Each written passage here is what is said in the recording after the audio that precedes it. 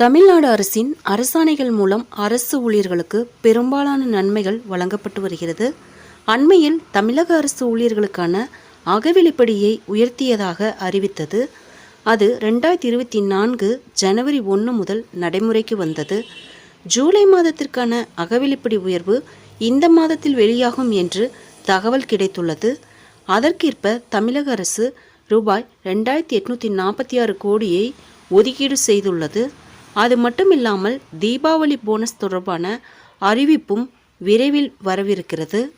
போக்குவரத்து ஊழியர்களை தவிர மற்ற அனைத்து அரசு ஊழியர்களுக்கும் இந்த போனஸ் வழங்கப்படும் என்று எதிர்பார்க்கப்படுகிறது. இது ஊழியர்களுக்கு மகிழ்ச்சி தரும் தகவலாகவே உள்ளது. இதற்கான முடிவுகள் இறுதி நிலையில் உள்ளதால் அரசு விரைவில் அதிகாரப்பூர்வமாக அறிவிப்பு வெளியிடும் என எதிர்பார்க்கப்படுகிறது.